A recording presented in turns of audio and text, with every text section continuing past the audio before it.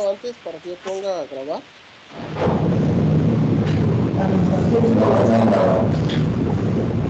Ok. Bueno, les presento hoy a nuestra ponente. Ella es coordinadora y fundadora del programa Sistema Nacional de Monitoreo de Tsunamis de la Universidad Nacional de Costa Rica, donde es catedrática. Es bachiller en física por la Universidad de Costa Rica, maestría en ciencia por el CICESE y tiene un doctorado en geociencias costeras de la Universidad Kiel de Alemania.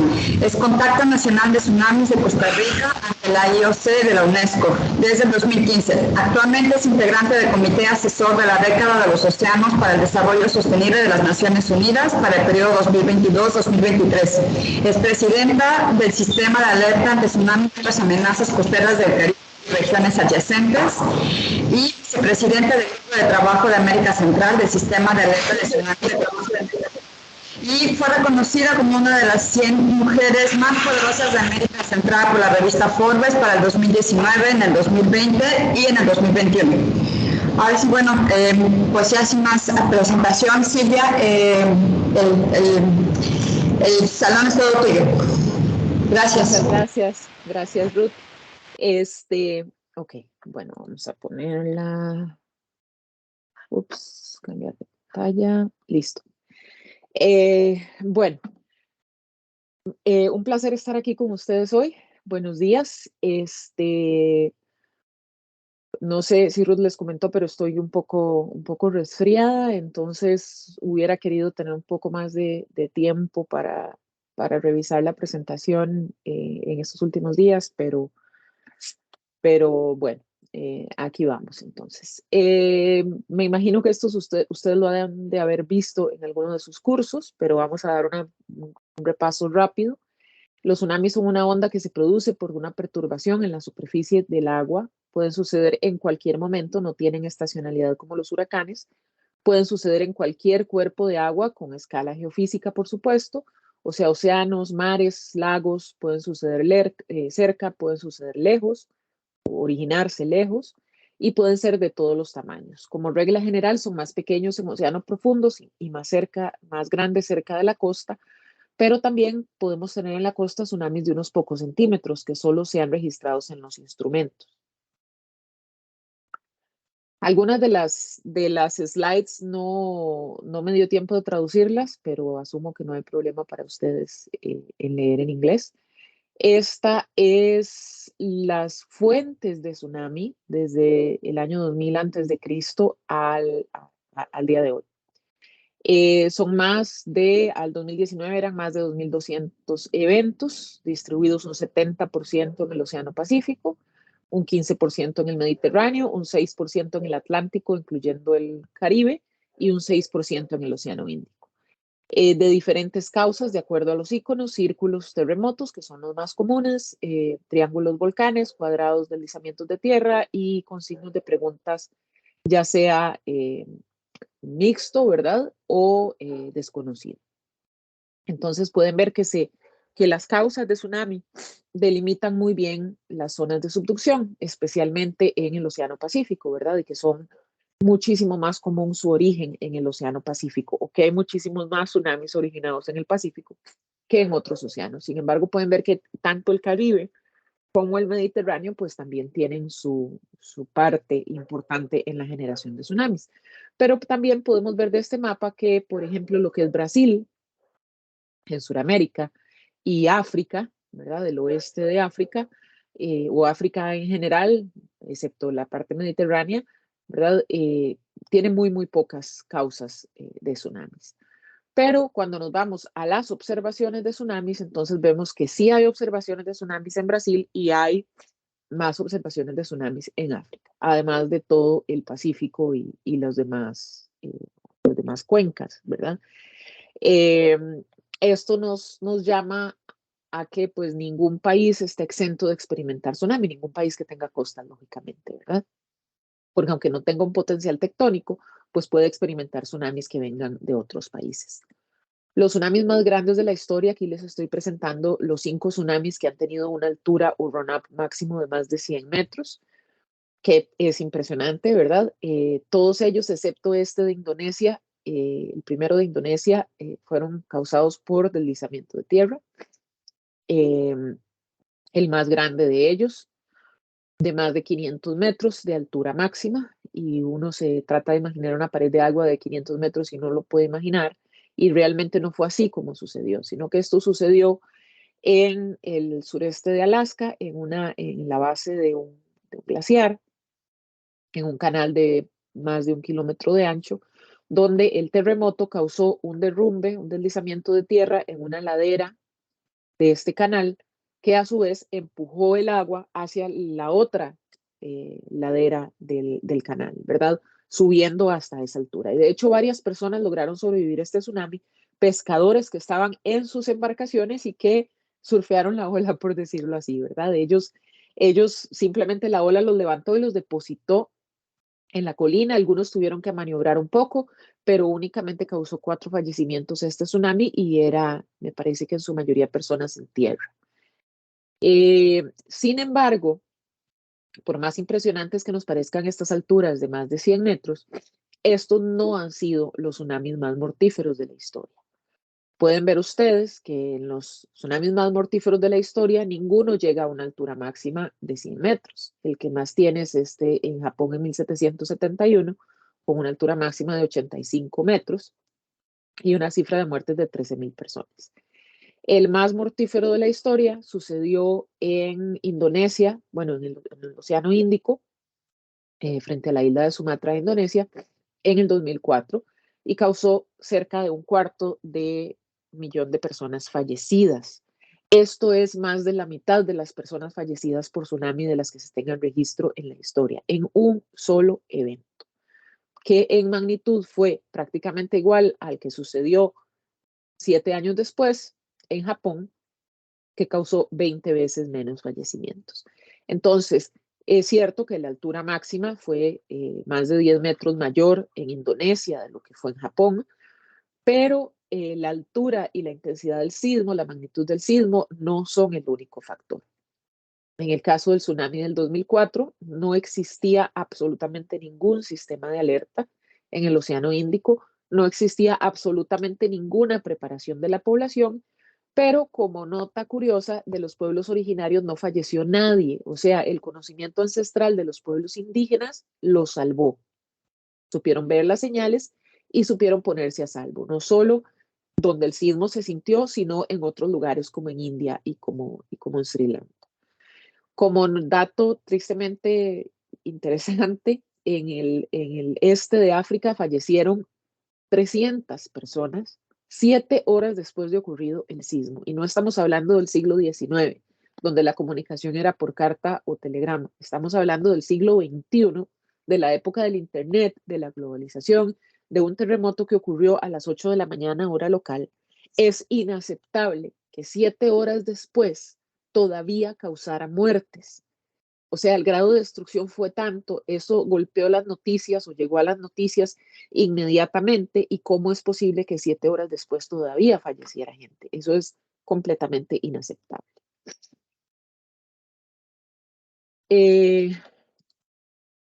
Vamos a hablar de que los tsunamis tienen 3 etapas: generación, propagación e inundación. En cuanto a su generación, la causa más común son los procesos de subducción, donde una placa se lleva a la otra trabada, ¿verdad? Y la va deformando, pueden ver aquí, sube el suelo marino, aquí baja hasta que ya no aguanta más, empieza la ruptura sísmica, ya vamos a ver que empieza otra vez la animación. Se la lleva pegada, ¿verdad? Aquí va subiendo el suelo marino, aquí va bajando por esta deformación de la placa superior, hasta que sucede el sismo, rompe y esta placa vuelve a su forma original, bajando aquí y subiendo acá, pero lo que había tomado decenas, centenas y a veces miles de años sucede en unos pocos segundos, originando el tsunami. La formación del suelo marino se transmite a la superficie. Y también pueden ser causados por derrumbes. Esto es un derrumbe o deslizamiento en un glaciar, pero pudiera ser una pared de roca. Pueden ver la gente en la parte inferior del video. La gran mayoría reacciona inmediatamente a salir corriendo, se quedan unos pocos a la derecha tomando foto y video, que no deberían hacerlo, y pueden ver atrás cómo se forma la ola. y cómo esa ola al principio parece moverse rapidísimo, pero conforme se acerca al borde, a la zona costera, se va moviendo más despacio y hasta las personas imprudentes que se quedaron tomando fotografías tienen tiempo suficiente de huir. Los tsunamis, y eso lo sabemos con más razón desde enero de este año, pueden ser causados por volcanes, ¿verdad? En el Caribe tenemos bastantes antecedentes de tsunamis de origen volcánico con la actividad de un volcán submarino que se llama Kikemjeni, que empezó a aumentar su actividad en el 2015, en el verano del 2015, empezamos a trabajar este tema de los tsunamis causados por volcanes y cómo se podían manejar las alertas y cómo se podían hacer sus análisis de amenaza. En enero de este año, con la erupción del volcán Tonga, pues el tema se puso un poco más de moda y se ha empezado a trabajar en otras cuencas oceánicas también. Entonces, hay 6 mecanismos por los cuales los volcanes o las erupciones volcánicas pueden causar un tsunami. Una es por una erupción submarina, donde todo el material que el volcán saca, que erupta, ¿verdad? Cambia la superficie del agua. Otra es por la onda atmosférica o el volcanic blast, las ondas de choque o ondas atmosféricas. Otra es por flujos piroclásticos que caen al agua. Otra es por colapso de caldera, o sea, colapsa el cráter, se hunde, ¿verdad? Cambiando entonces el fondo del mar y por lo tanto la superficie del agua. Y otra es por derrumbes en la ladera del volcán, ya sea subaéreos o submarinos. En el caso del volcán de Tonga, que me imagino que habrán escuchado mencionar, ¿verdad? Es un volcán gigantesco, es un cráter enorme que tenía originalmente 2 islas, la isla Hunga Tonga y la isla Hunga Apai, que eran estas 2 que se ven aquí en esta foto, y empezó a crecer tierra o empezó a crecer un nuevo cráter en medio de ellas, ¿verdad? Esta es la foto del 7 de enero, esta es la foto del 15 de enero, y esta es la foto 2 horas antes de la erupción, o sea, ya había habido una pequeña erupción el día anterior que hundió toda esta parte y después de la erupción quedaron únicamente las 2 islas y toda esta parte en medio desapareció. Pronto les voy a hablar más adelante de este tsunami en particular. Entonces, existen también los meteotsunamis, reconocidos como tales hace relativamente pocos años, y pues son causados por perturbaciones en la presión atmosférica. No tengo que decirles a ustedes que la presión atmosférica es el peso del aire sobre la superficie de la Tierra o del agua, ¿verdad? Entonces, cualquier cambio en ese peso, en esa presión, va a causar, o sea, si es lo suficientemente rápido y lo suficientemente grande, va a causar una perturbación en la superficie del agua. Y si es, ya sea que se traslade o que suceda como un pulso, va a dar por resultado a un tsunami, ¿verdad? Que se amplifica. En años recientes se ha descubierto entre comillas, ¿verdad? O sea, reconocido que estos tsunamis, a diferencia de los demás, pues sí tienen una estacionalidad porque están relacionados a eventos atmosféricos. Entonces, por ejemplo, en el Mediterráneo son muy comunes en el verano y se les llaman risaga en ciertas regiones del Mediterráneo porque suceden en una cierta época del año. En Puerto Rico y en las Antillas se han detectado relacionados al paso de huracanes, siempre muy pequeños, ¿verdad? Suelen ser pequeños. Las risagas en el Mediterráneo y en el Mar del Norte suelen inundar la playa y un poquito más, no suelen ser así tan impresionantes como los otros tsunamis que estamos acostumbrados a ver, el de Indonesia o el de Japón, por ejemplo. Luego de que se generan los tsunamis, se propagan por el océano, ¿verdad? Y no es el agua la que se propaga, sino la energía en forma de una onda. Y esta velocidad de propagación de la onda depende de la profundidad. Y por lo tanto, al cambiar la profundidad, va a cambiar su velocidad y va a experimentar reflexiones y refracciones en las... a veces cuesta traducir al español cuando uno está acostumbrado en inglés, en las características batimétricas o en las características del relieve submarino, ¿verdad? Esto resultó muy obvio con el tsunami del 2004 de Indonesia, donde un rayo de energía del tsunami, por llamarlo así, fue enfocado por la dorsal del suroeste del Océano Índico directamente hacia Brasil, donde se registró más de 1 metro de tsunami. Esto después de haber cruzado medio planeta prácticamente, ¿verdad? Otro factor importante de los tsunamis es su directividad o direccionalidad. Las áreas de ruptura de los sismos, en que estamos acostumbrados a escuchar acerca de epicentros. El epicentro es el punto donde inicia la ruptura, pero el sismo rompe un área. Entre más grande el sismo, más grande el área. Este sismo de Indonesia rompió un área de alrededor de 1.000 kilómetros de largo por alrededor de 100 kilómetros de ancho.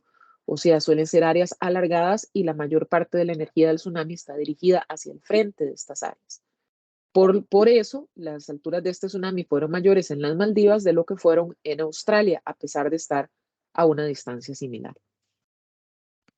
Entonces, una vez que el tsunami se genera, se propaga por mar abierto, llega a la costa e inunda. Los tsunamis son ondas largas, quiere decir que en océano profundo su longitud de onda anda por los cientos de kilómetros y alrededor de 4.000 metros de profundidad su velocidad anda por los cerca de 700 kilómetros por hora en este ejemplo. Como son ondas largas, mientras se propagan por las planicies abisales no experimentan grandes cambios, pero conforme llegan a la plataforma, al talud continental, perdón, conforme llegan al talud continental y la profundidad empieza a variar rápidamente, entonces la parte de adelante de la onda, que está 200 kilómetros adelante de la parte de atrás, puede estar experimentando profundidades de 200 kilómetros, mientras la parte de atrás está a 4.000 kilómetros. Y su velocidad verse reducida a alrededor de 160 kilómetros por hora. Y este cambio o esta pérdida de energía cinética pues se convierte en un aumento de energía potencial y sucede que esa energía, esa energía potencial lo que significa es que la onda crece y por lo tanto crecen al acercarse a la costa. Otra forma de verlo es por un fenómeno de apilamiento, ¿verdad? Si lo de adelante va más lento y lo de atrás va más rápido, pues lo de atrás empieza a apilarse en lo de adelante. Y tenemos tsunamis que si en océano profundo tenían unos pocos centímetros, cuando llegan a la costa tienen altura de varios metros, pero afortunadamente con las velocidades de alrededor de 36, 30 kilómetros por hora, que es la velocidad más o menos que hacen los competidores olímpicos en los 100 metros planos, o sea, es una velocidad manejable. Para seguir con los conceptos, el RONAP o altura máxima de un tsunami no es que tanta agua, no es el tamaño de la pared de agua que nosotros vemos, sino que sucede un tsunami, dejan una línea de destrucción bien marcada, sobre todo porque el agua salada se infiltra en la tierra y entonces la vegetación se muere después, ¿verdad? Y es muy claro hasta dónde llegó el agua. Se busca el punto de máxima inundación. La distancia de la línea de costa a ese punto de máxima inundación es la distancia de penetración o la distancia de inundación del tsunami, que puede andar desde los varios metros hasta los kilómetros. En el caso de Japón, el máximo fue más de 4 kilómetros de entrada del tsunami en tierra. Y la altura de ese punto sobre el nivel del mar es lo que se conoce como RONAP o altura máxima. Entonces, si vieron y recuerdan en la tabla que el RONAP de Japón de Indonesia era 51 metros, no significa que fue una pared de 51 metros de altura, sino que el agua llegó hasta un punto que estaba a 51 metros de altura sobre el nivel del mar. Igual es muchísimo, pero no es una pared de agua de 51 metros. Lo mismo cuando hablamos de los RONAP de más de 100 metros en los tsunamis más grandes de la historia. ¿Qué tanta agua vemos sobre el suelo en el que estamos? Es la profundidad de flujo. Y lógicamente la profundidad de flujo va a ser menor conforme estamos en zonas más altas, ¿verdad? Y mayor conforme estamos en zonas más bajas, más cerca de la costa. La profundidad de flujo es una cantidad muy importante en términos de diseño en zonas en las que no hay zonas altas para que la gente evacúe y la evacuación se debe realizar a edificios y de eso voy a hablar otra vez al final. Entonces necesitamos modelar el tsunami para saber cuál sería la profundidad de flujo esperada y saber qué altura de edificio necesitamos para que la gente evacúe.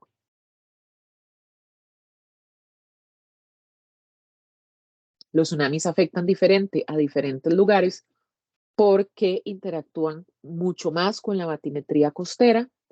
Son ondas lineales en océano profundo, pero conforme se acercan a la costa se convierten en ondas no lineales y por lo tanto están más afectadas por las características geomorfológicas de la costa y van a interactuar diferente y podemos tener en una playa una altura y en una playa de al lado una altura muchísimo menor o muchísimo mayor.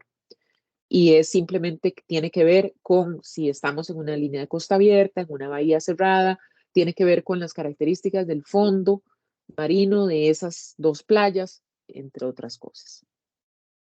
Pero bueno, ¿cómo nos preparamos? La preparación ante tsunamis debe pasar por conocer la amenaza, realizar monitoreo, emitir alertas, diseminar esas alertas y comunicarlas al público, tener capacidad de respuesta y desarrollar las capacidades. Los grupos de coordinación intergubernamental son órganos subsidiarios de la UNESCO y es la figura que tienen los sistemas de alerta de tsunamis en todo el mundo. Existen 4 ICGs en el Pacífico, en el Índico, en el Caribe y en el noreste atlántico y mediterráneo. Todos ellos están compuestos por estados miembros y territorios en la región y se dedican a coordinar todas las actividades de mitigación de tsunamis, incluyendo las alertas en la región. Y por supuesto requieren participación y contribución de instituciones de monitoreo sísmico de nivel del mar, de instituciones relacionadas con comunicación, con diseminación de alertas, tanto a nivel nacional como regional. Y cada uno tiene uno o varios proveedores de servicios de tsunamis o anteriormente llamados centros regionales de alerta de tsunamis, ya sea a nivel regional o subregional. Por ejemplo, en el Pacífico tenemos el PTWC en Hawái, que es el proveedor de servicios de tsunami a nivel de todo el Pacífico, pero tenemos proveedores subregionales en América Central, que está pronto a iniciar opciones, el CATAC, que no está todavía funcionando, pero se tiene en el Mar de China, se tiene en el noroeste del Pacífico, o sea, alrededor de Japón y esas zonas, tienen otro, ¿verdad? En el Caribe, por ejemplo, que es tan pequeño, tenemos únicamente el PTWC que actúa para toda la región, pero en el Mediterráneo, al haber tantos países con tanto expertise en el tema, entonces tienen varios que están a nivel subregional. Hay uno en Portugal, hay uno en Italia, hay uno en Grecia o en Turquía, y cada uno ve una sección del Mediterráneo. Funcionan de esta manera. Sucede el sismo, el sismo hace que se active los proveedores de servicios de tsunami, ya sea regional o subregional, que se encuentran monitoreando permanentemente, detectan el sismo, interpretan la información y comunican la información a los centros nacionales de alerta de tsunami. En Costa Rica somos el CINAMOT, el Centro Nacional de Alerta de Tsunamis. En México es el CAT de la Secretaría de Marina. Los cuales nos activamos, interpretamos la información recibida y la comunicamos. Esto se llama el upstream en términos de alerta. Y estos centros nacionales de alerta de tsunamis puede ser que con algunos pasos intermedios, dependiendo de la organización de cada país, son los que comunican la alerta a la población. Por un tema de soberanía nacional, los proveedores regionales o subregionales no pueden indicar el nivel de alerta de cada país, sino que es cada centro nacional de alerta de tsunami de cada país el que debe indicar el nivel de alerta en el que ese país se encuentra. Y la gente debe evacuar. Debido a los tiempos limitados del tsunami, yo siempre le digo a la gente cuando vamos a las comunidades, no se vale que ustedes digan, ah, sí, mira, dijeron que hay tsunami, voy a esperar a que vengan los de la Comisión de Emergencias a llevarme al albergue. No hay tiempo. Pues en el momento en que ustedes se enteran de la alerta, tienen que evacuar. Todo esto, lógicamente, tiene que suceder antes de que llegue el tsunami. Y la parte, pues, de la población es lo que se conoce como el downstream, y el margen de tiempo que tenemos es de 1 hora a 24 horas en el Pacífico. En otras cuencas ese tiempo es menor, ¿verdad? Pero por lo menos 1 hora. Esto si no sentimos el sismo. Si sentimos el sismo, es probable que llegue en menos de 1 hora o en mucho menos de 1 hora, dependiendo del lugar en el que estemos. En Costa Rica tenemos zonas como en el Caribe Sur, donde los tiempos de llegada son de 5 minutos. Y hay lugares de Indonesia. En el 2018 ocurrió un tsunami en Palu, que el tiempo de llegada fue de 3 minutos y medio. Pero en ese caso se siente el sismo. Esta cadena es para cuando no se siente el sismo. Hay una responsabilidad regional de asegurarnos por medio de los ICGs, de los sistemas de alerta regionales, que funcione adecuadamente los proveedores de servicios de tsunamis, que estén monitoreando que sus sistemas de detección sean los que tienen que ser, que tengan los mecanismos y protocolos adecuados para interpretar y para comunicar. Y por esto existen los ICGs, que se reúnen cada año o cada 2 años, dependiendo. Pero también hay una responsabilidad nacional o local, ¿verdad? En estos pasos intermedios que les dije de algunos países, pueden haber responsabilidades a nivel de gobiernos, organizaciones locales de transmitir la alerta a la población. Y como les decía antes, pues hay una responsabilidad personal también.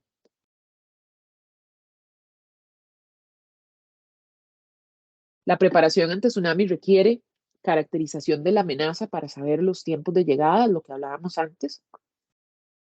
Si no sabemos que el tsunami va a llegar en 5 minutos y pensamos, bueno, es local, va a llegar en menos de 1 hora, y menos de 1 hora puede ser 59 minutos, pero resulta que llegó en 5. Entonces necesitamos saber los tiempos de llegada para nuestra región. Necesitamos saber la extensión del área de inundación esperada, o sea, hasta dónde tengo que evacuar.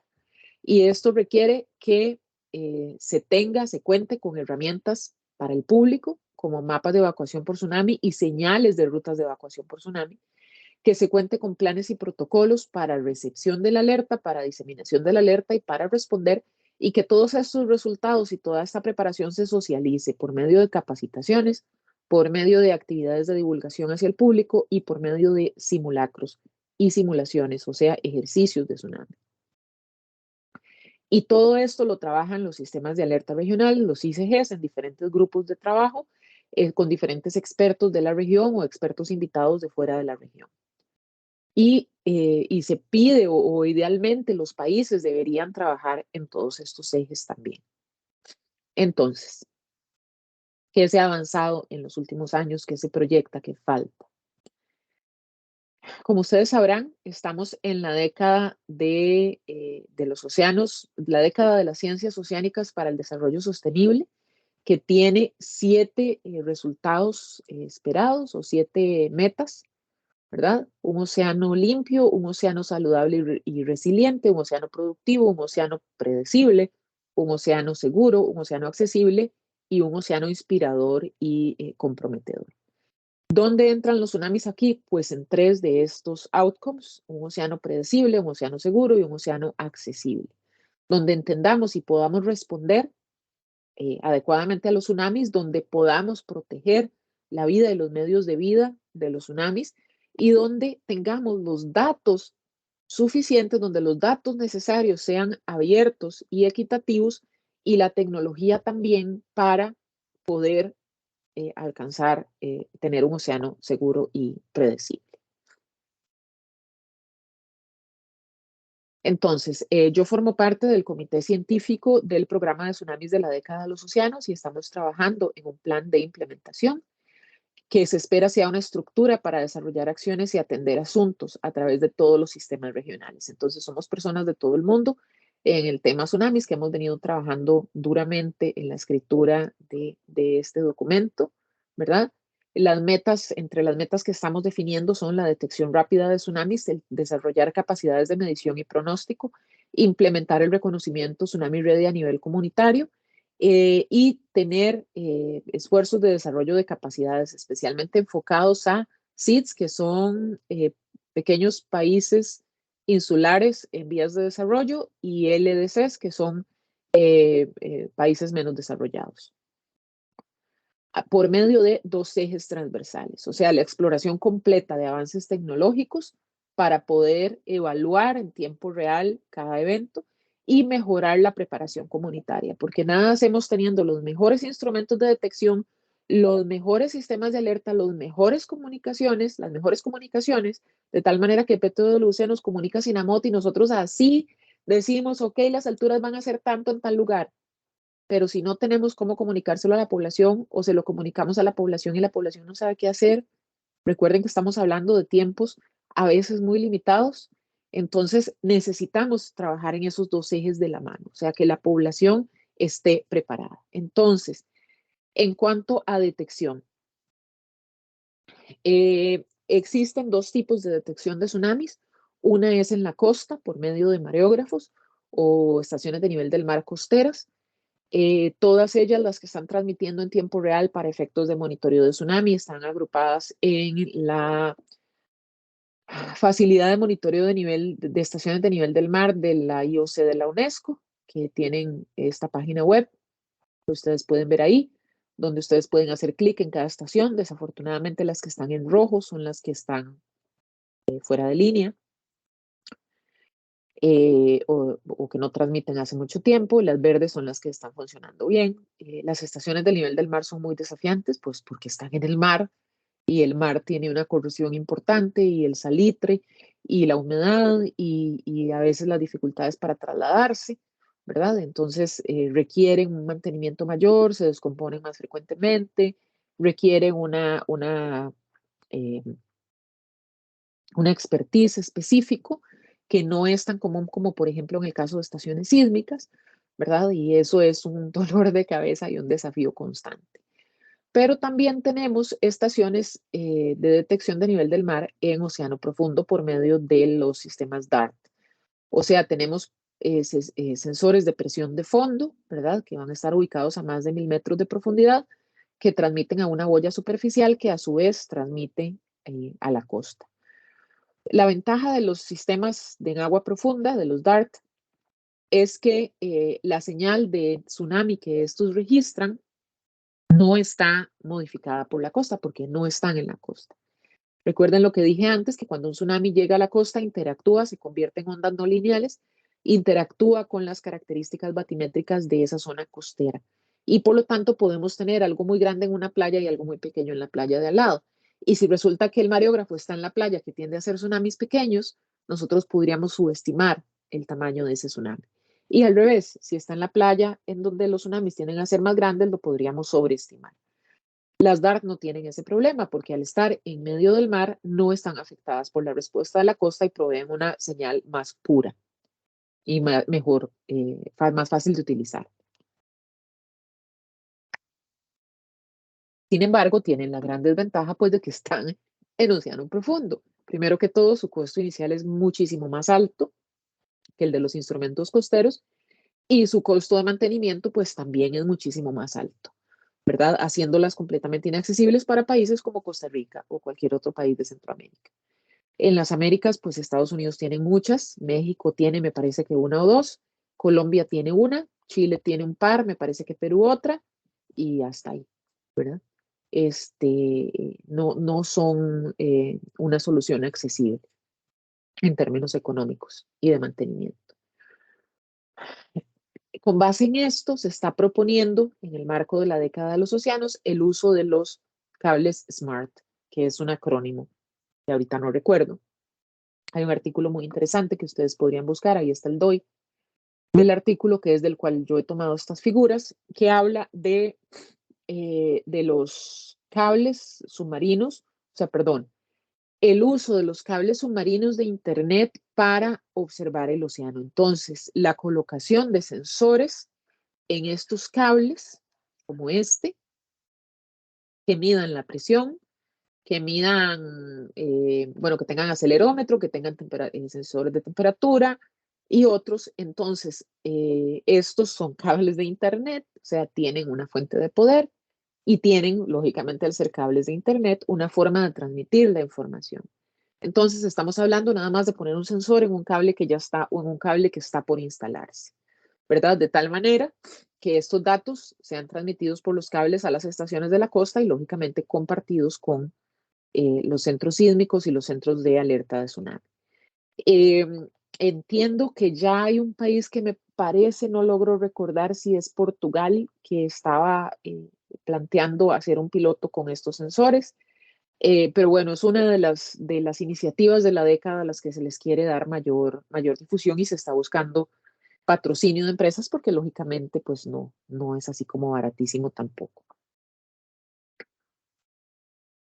Requiere, como les dije antes, la preparación ante tsunamis, además de la detección, requiere conocer la amenaza.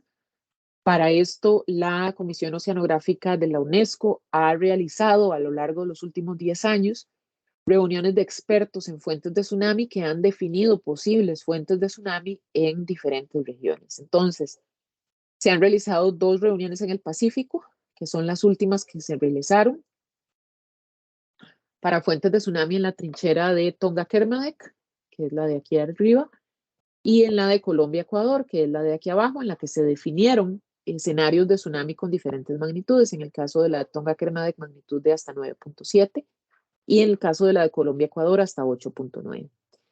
Esto son fuentes que se van a usar para modelado de tsunamis, para definir áreas de inundación y para definir o para realizar análisis de amenaza.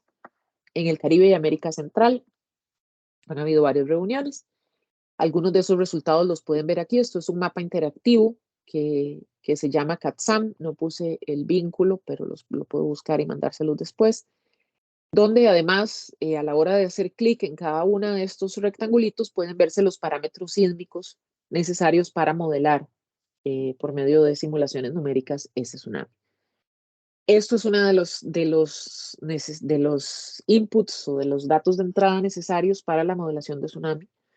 Otro es los datos batimétricos y topográficos, que son otro dolor de cabeza, porque los datos batimétricos son difíciles de obtener y caros, y no existen en la mayoría de los lugares con la resolución necesaria para el modelado de tsunamis, con algunas excepciones, los Estados Unidos, por ejemplo. En Costa Rica tenemos muy pocos lugares, como 10 tal vez lugares en los que tenemos datos suficientes para realizar modelado, y es uno de los grandes obstáculos para realizar análisis de amenaza de tsunamis, al menos en la región de Centroamérica y el Caribe. Los modelos numéricos se pueden usar para análisis de amenaza o para estudios de análisis de amenaza y para pronóstico de alturas de tsunami en tiempo real. También si se cuenta con el tiempo suficiente y si son modelos lo suficientemente rápidos. Recientemente se ha implementado el uso de GPUs en vez de CPUs para trabajar estos modelos. El modelo que inició en este GPU es un modelo que se llama Tsunami High-C, que es la gráfica que pueden ver acá, que es un modelo desarrollado por la Universidad de Málaga en España, el grupo de matemática aplicada de la Universidad de Málaga, donde ellos implementaron ese tsunami de ellos en GPUs y luego la NOAA los contrató para reescribir los códigos de los modelos de la NOAA en GPUs porque son muchísimo más rápidos para funcionar.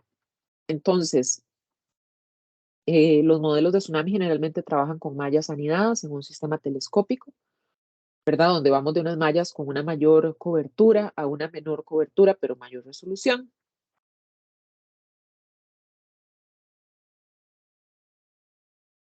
Perdón.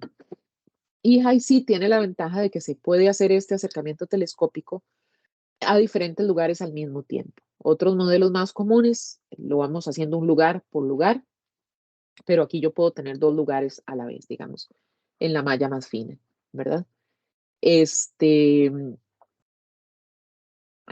Pero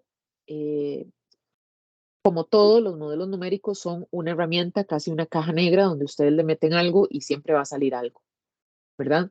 ¿De qué calidad es lo que sale? Bueno, va a depender de los datos de entrada que ya hablamos antes, de los escenarios de tsunami utilizados, de los datos de elevación, tanto batimetría como topografía, pero también va a depender de la caja negra, o sea, qué caja negra estoy usando. Esa caja negra que estoy usando es la ideal para modelar el evento que estoy modelando, o sea, es que no me gusta usar la palabra fenómeno, pero el tipo de onda que estoy modelando. Y en realidad aquí, después del tsunami del 2004, apareció mucha gente haciendo modelado de tsunamis y la gran mayoría era con modelos que no eran aptos para modelar tsunamis.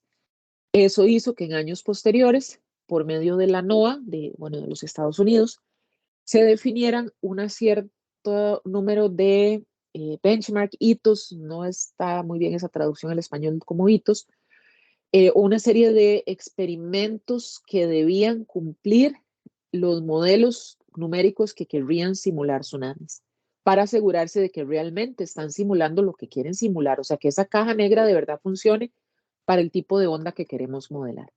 Y se inició con alturas, con inundación de tsunami, ¿verdad? Entonces, se llama National Tsunami Hazard Mitigation Program de la NOAA, ¿verdad? De los Estados Unidos, y ahí hay un vínculo y es parte de los documentos que ustedes pueden ver en pantalla que ellos han sacado. Hay un artículo publicado con los benchmarks para alturas de tsunami, son unos experimentos numéricos, ¿verdad? A escala de laboratorio y a escala real. Y recientemente han estado trabajando en esas benchmarks para la simulación de corrientes y también para la simulación de cambios geomorfológicos, o sea, erosión y sedimentación por tsunami, ¿verdad? Esto es tan importante que, por ejemplo, la NOAA no permite el uso de modelos que no hayan realizado estos benchmarks y que no lo hayan comprobado, ¿verdad?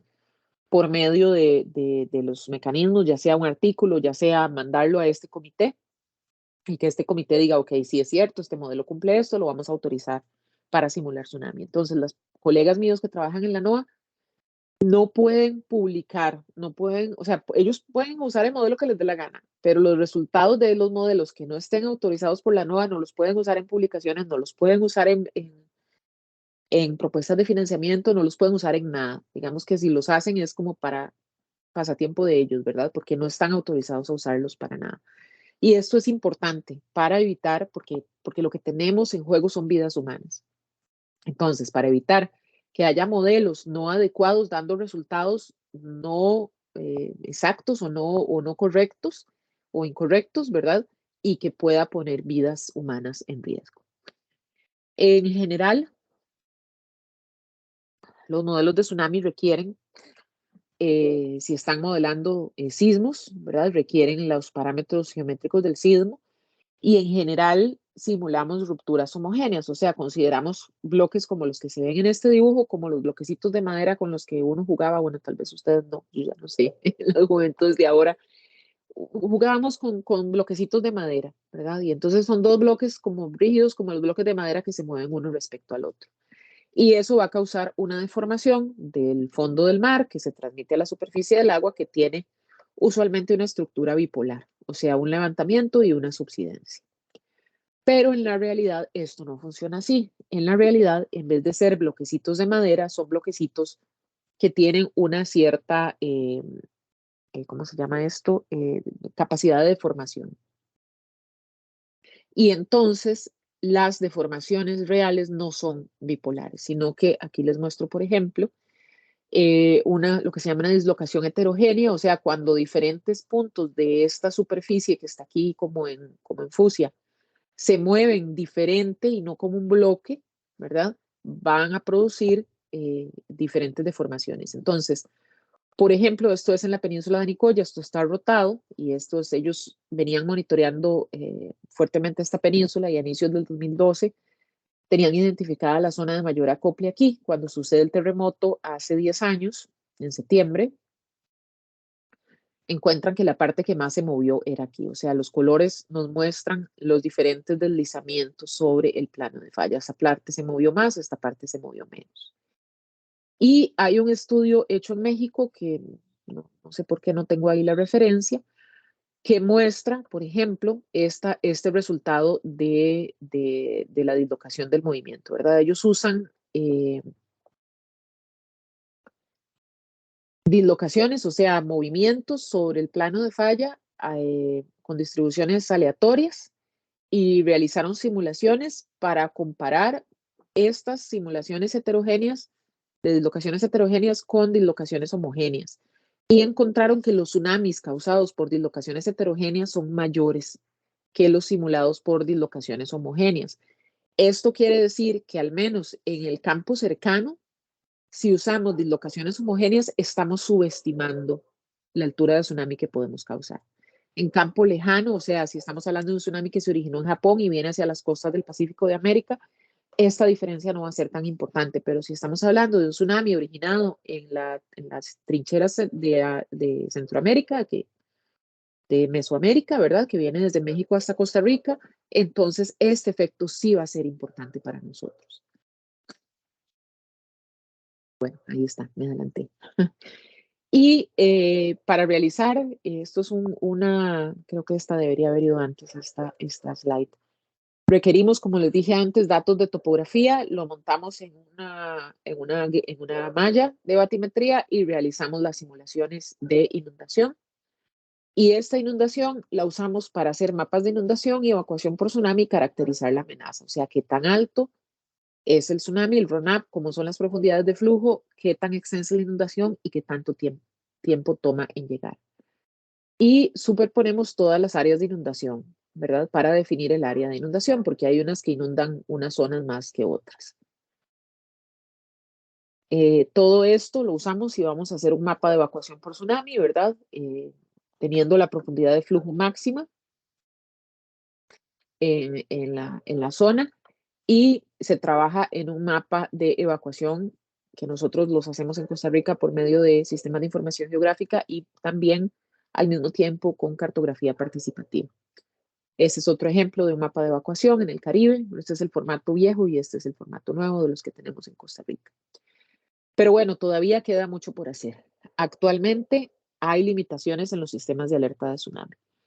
Una de ellas, y la principal, es que la activación se da únicamente por eventos sísmicos, únicamente, ¿verdad? Y eso fue el causante de todo el caos que sucedió en enero con el tsunami del volcán Hunga Tonga Hunga Apai, que ahorita les voy a explicar más. Otra limitación es la cobertura de estaciones sísmicas. Las estaciones sísmicas se localizan en tierra. Entonces, en zonas como Oceanía, que tienen poca tierra, son zonas con pocas estaciones sísmicas, ¿verdad? Por otro lado, si son pocas estaciones sísmicas, esto limita el tiempo para calcular la magnitud del sismo y la localización y disminuye la precisión, ¿verdad? Y también el mecanismo focal, o sea, necesitamos que haya un cierto componente vertical en el movimiento del sismo para que se cause un tsunami. Y a veces hemos tenido sismos de magnitudes superiores a 8 cuyo movimiento es completamente lateral. Y porque no sabemos en el momento o hasta media hora, 40 minutos después, vamos a saber cómo es ese movimiento, se emite una alerta de tsunami. Que luego se cancela, sí, pero las falsas alertas también tienen su precio. No solo económico, en la suspensión de actividades portuarias y de turismo, y etcétera, sino en la credibilidad de la población. Como les dije antes, también hay una limitación en la cobertura de las estaciones de nivel del mar, por todos los motivos que les dije antes, y esto obstaculiza la confirmación o el descarte de que se haya generado un tsunami, ¿verdad? No todos los sismos en el mar generan tsunamis. Como decía, puede ser de movimiento lateral. Y entonces, si tenemos suficientes estaciones de nivel del mar, podemos decir, ok, ya debió haber llegado a esta estación, no llegó, damos un poco más de tiempo, no llegó a la otra tampoco, se descarta que se haya generado tsunami. Y por la caracterización, porque hay un tipo especial de sismos que se llaman sismos tsunamis o tsunami earthquakes en inglés, que suelen generar tsunamis más grandes de lo que deberían por la magnitud del sismo. Y también hay sismos que causan derrumbes submarinos que van a causar entonces tsunamis más grandes que si solo lo hubiera causado el sismo. Y eso no lo vamos a saber hasta que no veamos la estación de nivel del mar. Otra limitación es que por medio de ejercicios regionales de tsunami nos hemos dado cuenta que tanto en el Pacífico como en el Caribe la comunicación recae casi completamente en Internet. O sea que en el caso de una alerta de tsunami, en un momento en el que haya un fallo de Internet global, los países podrían no darse cuenta de que viene un tsunami. Y esto es algo importante en lo que se está tratando de trabajar, tratando de crear alianzas con las oficinas meteorológicas y los sistemas que ellos tienen para recibir alertas de forma satelital. Y otra gran limitación, pues, es la falta de personal en algunos países y de personal calificado en otras, especialmente pequeños países insulares y países menos desarrollados, ¿verdad? Y Costa Rica somos un ejemplo de eso, somos únicamente 3 personas trabajando en CINAMOT, lo que hace que no podamos estar trabajando 24/7, dependamos de la Comisión de Emergencias, que es como decir Protección Civil, que es la que nos avisa, porque ellos tienen una oficina 24 horas, pero a la vez de que a veces estamos los 3 en una gira trabajando en algún proyecto, en un lugar fuera de la ciudad, y no podríamos tener las herramientas necesarias para atender un evento en ese momento. Entonces, no es solo calificar al personal, no se trata solo de impartir talleres y vamos a entrenar a la gente, se trata de que también los gobiernos tomen conciencia de que para este tipo de trabajo se requiere personal. Entonces, bueno, les he hablado un poco del les he mencionado que les voy a hablar de este evento, pero no les he hablado todavía.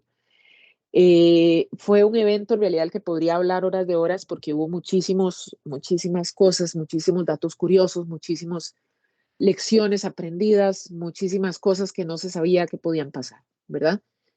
Esto es, esta línea de tiempo es en hora de Costa Rica. La erupción inicia alrededor de las 10 de la noche del viernes 14 de enero.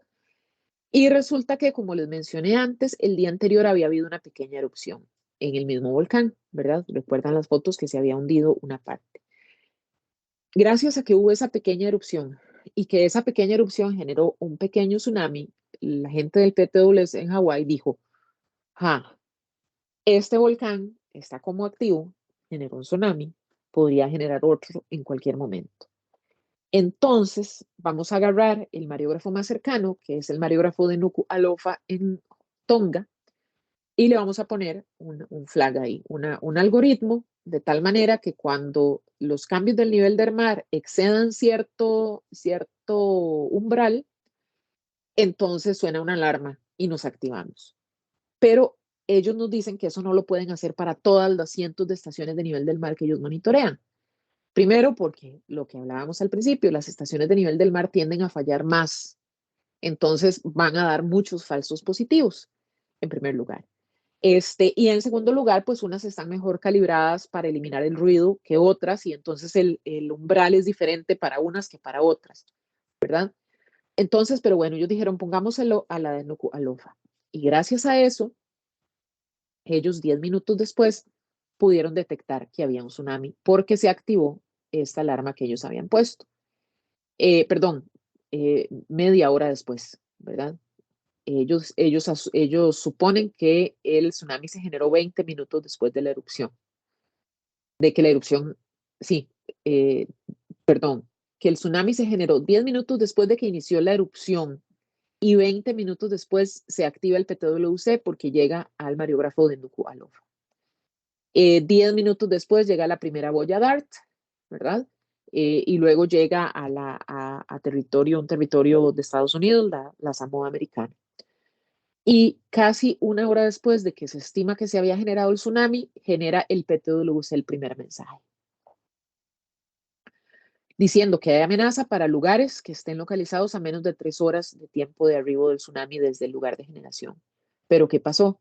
Que el sistema de ellos estaba, o está, yo no tengo todavía claro si ya ellos lograron cambiar eso, diseñado específicamente para tsunamis causados por sismos. Entonces, ellos no tenían forma de activarlo manualmente. O sea, el sistema tiembla, detecta el sismo, pum, manda el reporte y ellos luego modifican o cambian cosas, pero ellos no podían decirle, ok, actívese, mande un reporte, voy a darle la magnitud del sismo manual. Todo estaba automatizado.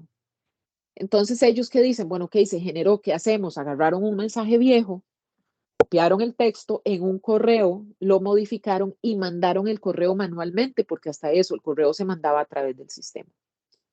Y al mandar el correo manualmente, muchísimos países no lo recibieron. Por ejemplo, Costa Rica y el resto de Centroamérica. No estoy segura en el caso de México, si se recibió o no. Nosotros estábamos largo, cerca de 15 horas de llegada del tsunami, pero otros países más cercanos tampoco lo recibieron. Creo que la Polinesia Francesa es uno de ellos. No recibieron este mensaje. Mi hipótesis mía personal es que el servidor de ellos tenía un límite en el número de direcciones de correos a las que se podía enviar. Por decirles 100 correos, ellos podían mandarlo a 100 direcciones. Y entonces las direcciones que estaban después de la número 100 no se envió. Esa es mi hipótesis, pero no sé en realidad lo que pasó. El punto es que, y se los voy a contar aquí como modo anécdota, ya voy a tratar de no extenderme mucho.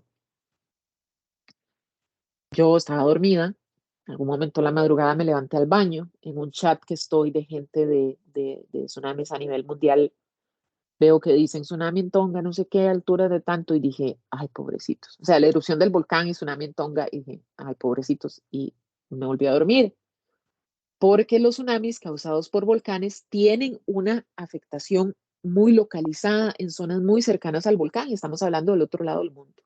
Era sábado a las 9:30 de la mañana, yo me levanto y veo el teléfono y veo un mensaje de un colega chileno de con la captura de pantalla del tsunami llegando al mareógrafo de la isla de Pascua. Y digo, ¿qué? ¿Cómo? La isla de Pascua, pero ¿cómo? Y entonces me meto a ver, no teníamos ningún mensaje del PTWC, nos metemos a ver la información y nos damos cuenta que sí podía haber una afectación de corrientes para Costa Rica, ¿verdad? Y ahí empezamos a activarnos. Yo pensé que PTWC no había mandado nada, porque por ser volcánico, a las 11 de la mañana nos damos cuenta que sí habían mandado mensajes desde la medianoche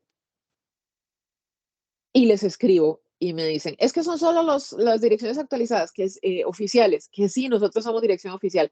Revisa el spam, ya revisé el spam, somos dirección oficial, nadie ha recibido nada, créanme. Y entonces se pusieron a revisar y ya lograron 2 horas después arreglar el problema y empezar a enviar los mensajes, que por cierto el primero que recibimos fue para el Caribe, porque ya se había registrado tsunami en mareógrafos del Caribe.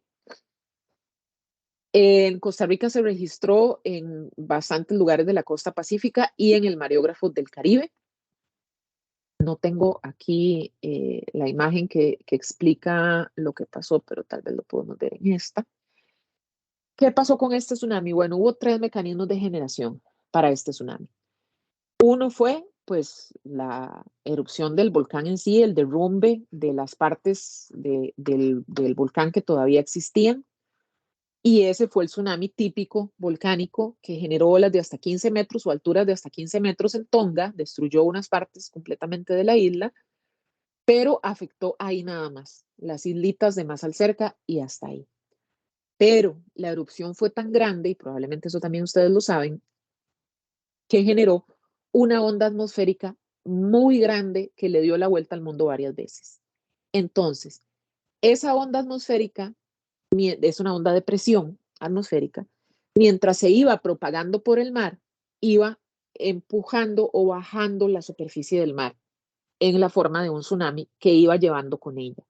Entonces, en todas las costas de América, todos los países reportaban que el tsunami había llegado 2 horas antes, 1 hora y media antes de lo esperado, porque ese primer tsunami venía arrastrado o forzado junto con la onda atmosférica de presión. Y no fue tan grande, ese fue pequeño. Pero esa onda atmosférica, por una resonancia que se llama de LAMP, me parece, al llegar a profundidades altas, entra en resonancia. Entonces, al pasar por la fosa de Tonga, aquí, bueno, el volcán, de hecho este diagrama está mal, el volcán está un poco más para acá, para adentro. Al llegar a la fosa de Tonga que está aquí, entra en resonancia y provoca un pulso en el agua. Un pulso y la onda atmosférica de presión sigue y ese pulso que se generó ahí en ese lugar se empieza a propagar por el agua, ahora sí, como una onda libre, y ese fue el tsunami que tardó en llegar, lo que habíamos calculado que iba a llegar, y fue el que fue más grande en las costas de América y que inclusive mató 2 personas en Perú. Entonces, es un caso muy interesante y hay mucho que estudiar de este caso. Ya para ir terminando, lo que tiene que ver con ingeniería, yo quiero mostrarles este video. Este video es del tsunami de Palu de Indonesia hace 4 años, en el 2018, en septiembre del 2018. Fue un sismo magnitud 7.6. Similar fue el de Michoacán ahorita, ¿verdad? El del lunes. En un lugar donde se pensaba que no podían suceder tsunamis porque el movimiento de las placas es lateral, a pesar de haber 2 antecedentes de tsunamis en el siglo XX en esta zona, en el 68 creo que fue el último. O sea, no hace tanto tiempo. Esta es una isla de Indonesia. Indonesia es un país insular, tiene cientos de islas y a toda la gente de todas las islas las habían educado en preparación ante tsunamis con base en lo que sucedió en la isla de Sumatra en el 2004, que es algo así como si ustedes los prepararan en el Pacífico de México para lo que puede pasar en el Caribe. O sea, nada que ver, totalmente diferente, ¿verdad? Entonces a la gente le dijeron, después de que viene el sismo, tienen 40 minutos y todos los simulacros los hacían en base a eso. Después de que viene el sismo, 40 minutos. Yo estaba hablando y no les dije, pero bueno, el sismo sucedió a las 18:03. El tsunami llega 3 minutos y medio después. Vean todo lo que yo he estado hablando. 3 minutos y medio, diría un amigo mío, no da ni para un Padre Nuestro, ¿verdad? Pero en realidad es tiempo suficiente si sabemos reaccionar, ¿verdad? Aquí está pasando el tiempo, yo sigo hablando Esta gente de esta casa no reacciona, ahí hay un salto de tiempo. Se quedan todavía por ahí dando vueltas, el señor entra a ver seguramente que si algo se quedó dentro de la casa, vuelve a salir ahorita.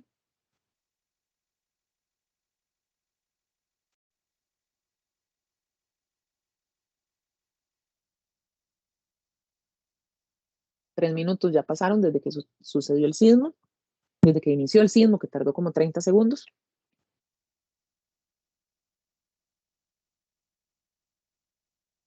Son las 6 de la tarde en el trópico, entonces se pone la cámara en modo nocturno.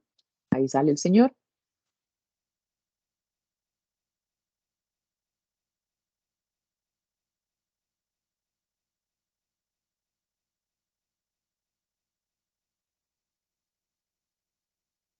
Y ahí viene el agua.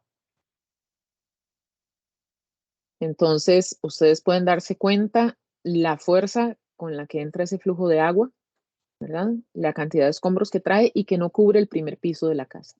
O sea, no es necesaria una altura importante para que una persona fallezca. De hecho, en pruebas de laboratorio que han hecho en Japón, con un flujo de tsunami que llega a las rodillas de una persona, ya la persona no puede mantenerse de pie. Y esto es algo muy importante de considerar. En esta casa, afortunadamente, nadie falleció. Fueron personal de la UNESCO después y entrevistaron a la familia, ¿verdad? La cámara estaba colocada aquí en esta columna de aquí. Esta es la casa de la Bahía de Palo. Este es otro caso súper interesante si les interesa buscar. No lo voy a decir ahora por falta de tiempo. Y así quedó después. Esto es unos días antes del tsunami. Vean que hasta los mismos barcos están ahí. Vean el barco de aquí. Vean los barquitos pequeños de acá. El barco este más grande acá. El embarcadero de aquí destruido. Y los barquitos pues en tierra. Y la inundación llegó más o menos hasta aquí. O sea, la gente de la casa se salvó porque no tenía que ir muy lejos. En términos de ingeniería, un tema muy interesante es el diseño de refugios verticales de tsunami, ¿verdad? El ITIC, el Centro Internacional de Información de Tsunamis, hizo un trabajo para recolectar bibliografía sobre guías para construir refugios de evacuación vertical. Existe una guía en los Estados Unidos. Y nosotros tenemos un par de lugares en Costa Rica que requieren evacuación vertical. Uno de ellos es el Parque Nacional Cahuita. Y no sé, yo sé que ya llevo una hora, pero no me falta mucho. Voy a enseñarles esta animación. Este es el Parque Nacional Cahuita. Este es uno de los escenarios que nosotros simulamos. Este es el pueblo y este es el parque. Entonces, una de las entradas al parque está aquí, otra está por aquí. Y toda esta punta es manglar o es zona plana y hay varios ríos. El parque tiene un sendero que empieza aquí y le da toda la vuelta a esto. Son 8 kilómetros de sendero, ¿verdad? Que la única forma de hacerlos es a pie. Y entonces si una persona está por aquí, va a tener 3 horas por lo menos que caminar para llegar a este otro lugar.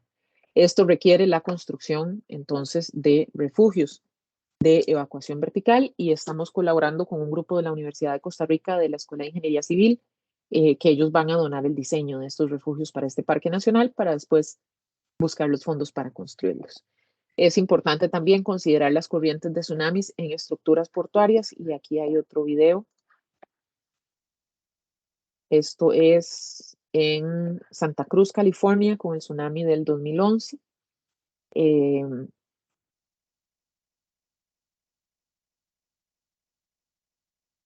A ver, ahí pueden ver cómo entran las corrientes, ¿verdad? De tsunami pues en el, no sé si llamarle puerto, en la marina o atracadero, ¿verdad? Causan, voy a adelantarlo un poquito, causan algunos daños, ¿verdad? Algunas de estos muelles flotantes hundidos. Y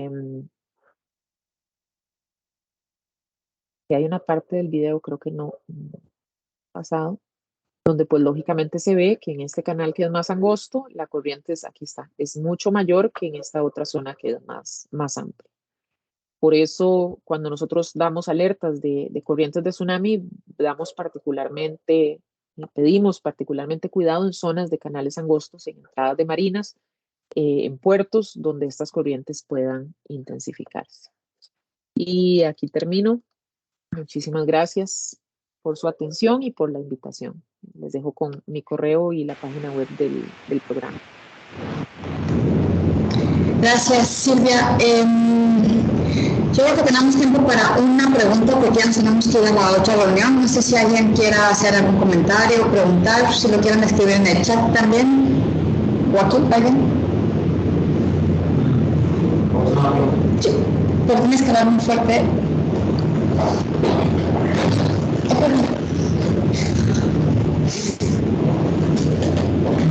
Hola, buenas tardes. Hola. Sí, en base a la presentación, yo quería hacerle una pequeña pregunta, que es que actualmente se conoce que los tsunamis también se pueden producir por el desprendimiento de materiales rocosos. Y quería preguntarle, en base a los estudios geológicos que se tienen y las pruebas que se tienen, si actualmente existe algún sistema que haga un monitoreo de estas posibles regiones donde puedan ocurrir desprendimientos que comprometan, que causen un tsunami que sea considerable. Sí, bueno, mi respuesta estaría en dos partes, ¿no? Cuando un país o una región hace un análisis de amenaza de tsunami, ¿verdad? Por ejemplo, Cahuita, ¿verdad? El ejemplo que les mostré. ¿Cuáles tsunamis podrían afectar Cahuita? Entonces, nosotros tenemos que hacer una lista de tsunamis de fuentes sísmicas y no sísmicas que pudieran afectar Cahuita, ya sea derrumbes, porque hay paredes rocosas, porque hay ríos muy caudalosos que traen sedimentos y pudieran haber deslizamientos submarinos, o porque hay volcanes cerca. Entonces, estas fuentes de tsunami por deslizamiento, por derrumbes, tienen que considerarse cuando se hace un estudio de amenaza. Y por otro lado, en términos de detección, por eso es que requerimos tener suficientes estaciones de nivel del mar y cambiar los algoritmos, como les decía en el caso del tsunami del volcán de Tonga, para que los sistemas se activen por cambios en nivel del mar, aunque no haya sucedido un terremoto, y se está trabajando en eso. O sea, es parte de lo que han estado trabajando los ICGs, los sistemas de alerta de tsunamis, en los últimos meses. Gracias. Gracias. Hay una pregunta en el chat, Silvia, ¿la alcanzas a ver? Sí, ¿cuáles modelos hay para simular tsunamis? Bueno, muchísimos. Algunos que se han tomado el trabajo de realizar estos experimentos que recomienda la NOAA, ¿verdad? Para, digamos, que certificarlos que sí funcionan para tsunamis, y otros pues que no se han tomado esa molestia y que aún así se usan, porque al fin y al cabo pues cada país es soberano y las restricciones existen solo para los Estados Unidos. Hay modelos de diferencias finitas, hay modelos el otro, se me acaba de olvidar, volúmenes finitos, hay modelos, bueno, de muchísimos casos. Nosotros en Costa Rica usamos uno que se llama MOST, que es de los Estados Unidos, otro se llama NeoWave, que también lo desarrollaron en Estados Unidos, en Hawái. Sabemos usar HiC, pero no lo usamos mucho porque por funcionar en GPUs tenemos que acceder al centro de supercómputo del país y pues es un poco más complicado. Los otros los corremos en nuestras computadoras personales. Y hay otros más viejos, ¿no? Entonces, hay varios y hay a veces oportunidades de capacitación en algunos de ellos. Perfecto. Bueno, pues muchas gracias. Para los que no se enteraron por falta de una buena comunicación de mi parte, el seminario empezó a las 11:30, pero si entraron tarde no se preocupen, al rato vamos a subir el video completo y la liga completa para que la puedan ver, y ahí van a estar los datos de Silvia por si tienen preguntas para que las dirijan directamente a ella. Silvia, muchísimas gracias y por el esfuerzo, porque sí estoy bastante agripada, pero muchísimas gracias por la plática y pues nada, seguimos en contacto. Muchas gracias, un placer verlas. Hasta luego. Hasta luego.